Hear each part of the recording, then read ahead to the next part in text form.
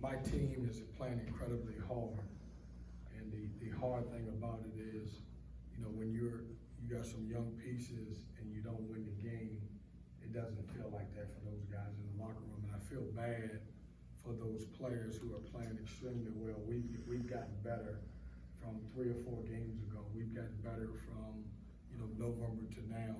We're doing some really good stuff on the basketball floor.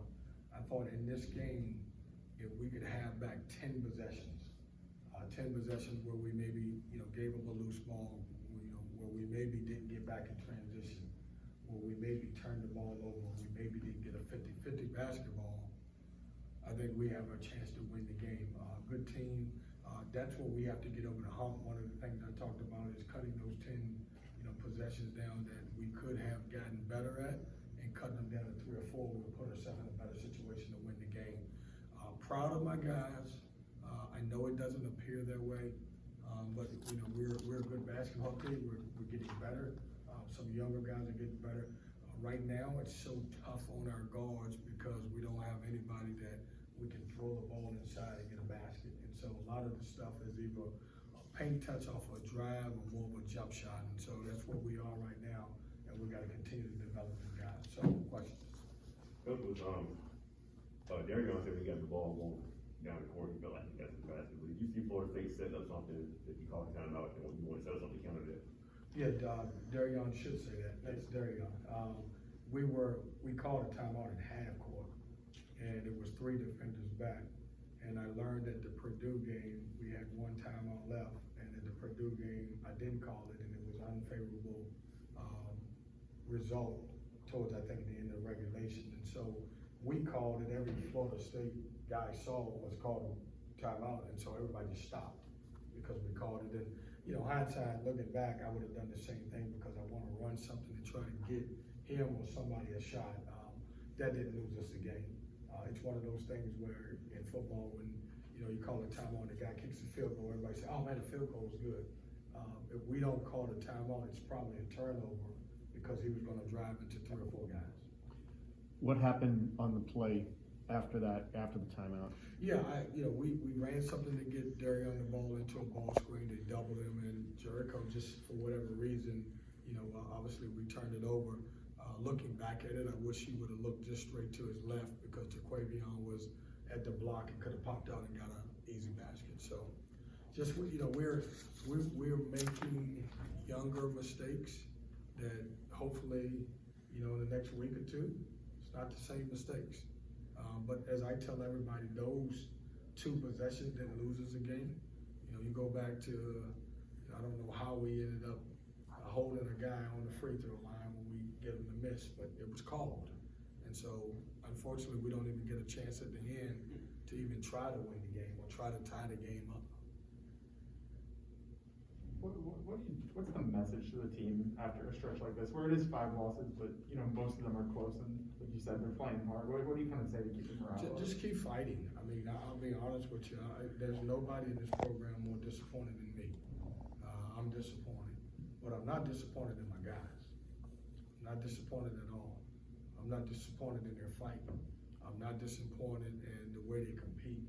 I'm disappointed because we're not getting the results that this team would like to have or deserve.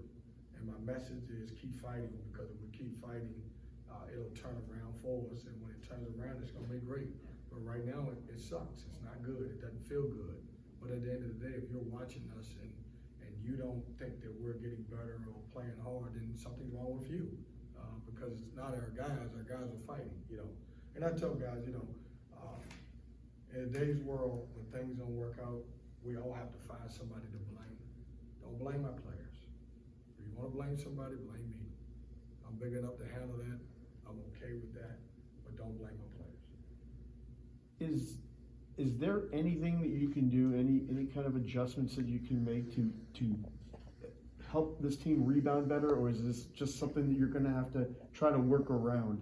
Well, we just, you know, we're trying. We're a great offensive rebounding team, but we're not a physical team, and so we're not hitting people. I think we lead the league in offensive rebounds. I think we're one of the best in the country offensive rebound. on the defensive end, we're just not hitting people, which we worked on and we will continue to work on. But, you know, we got beat to some 50-50 basketballs that probably cost us the game. Is it tough when you have, two players who contributed 54 points and not getting the scoring you want from other parts of the roster? It is, but you know, those guys play great. I mean, you know, Tim Jonas, when you look at it, the numbers are incredible. You know, 32 points, 7 rebounds, 7 assists, 5 rebounds from C-Ron's, 7 for 11 from the free throw line, and then you get to Quavion, who had another very effective game. But the other guys didn't try to miss. They just didn't make shots. We got good shots. I thought we had a great game plan at the end of the day. You know, I'm disappointed because it just didn't work out in our favor. And, you know, at the end of the day, we played so doggone hard and it just didn't work. And it can be deflating to a basketball team. We won't stop. We'll continue to fight. Our guys have been very positive.